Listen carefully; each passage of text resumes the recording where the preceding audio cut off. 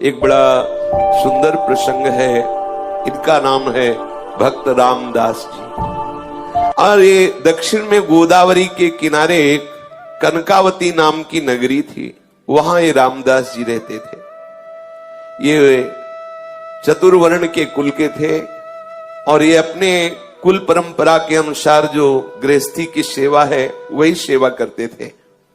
अत्यंत दैन्य और अत्यंत गरीब, सीधे पूरे शरीर में ठीक से पहनने के लिए वस्त्र भी नहीं थे, खाने के लिए कोई ऐसी व्यवस्था नहीं थी। अगर आज वो सेवा न करें जो उनके कुल की है तो दूसरे दिन उनके यहाँ रसोई नहीं जलेगी, ऐसी कोई अन्न की भी व्यवस्था नहीं थी। रोज का रोज कमाना और अपने परिवार का भरण पोषण करना, आए हुए अतिथि की सेवा करना, और सत्संग से बड़ा प्यार था उनको।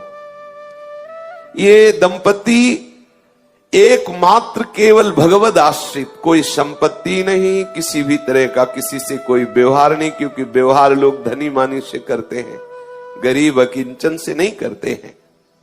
इनके एक लड़का था और ये सदैव अपने कुल की जो सेवा है वो जूता गांठने की, वो बीच बाजार में जाके बैठते, किसी के फटे पुराने जो पादुका है उसको सिलते, या कहीं ऐसा संयोग बन जाता तो नई पादुका बना के बेचते, जो उससे मिलता उससे अपने परिवार का पोषण करते और सत्संग जाते। ये बड़े महिमा की बात है। जब कहीं सत्संग में रुचि होने लगे तो समझ लेना कि अब प्रभु आपके ऊपर बरस पड़े हैं। सत्संग में रुचि होना अर्थात भगवत प्राप्ति का मार्ग खुल गया है, क्योंकि सत्संग सुनने वाले को निश्चित निश्चित अविद्या का नाश करके भगवत अनुराग की प्राप्ति होती ही होती है।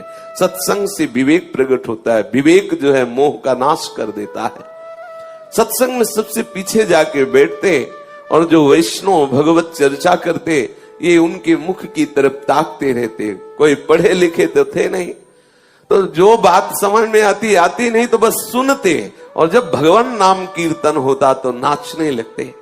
उनका साहस भी नहीं हुआ कि उन वैष्णव से कह सके कि आप हमें दीक्षा दीजिए। बस सत्संग में जो नाम कीर्तन होता उसी नाम को उन्हें पकड़ लिया, बस मन में बार बार कृष्ण गोविंद ऐसा बोलते। और एकांत में वो कभी कभी पुकार उठते हृदय से, हे हरि मैं जैसो तैसो तेरो। इतना ही याद हुआ, बस इतना ही। पद नाम से, शास्त्र स्वाध्याय नाम से, बस इतना ही। हरि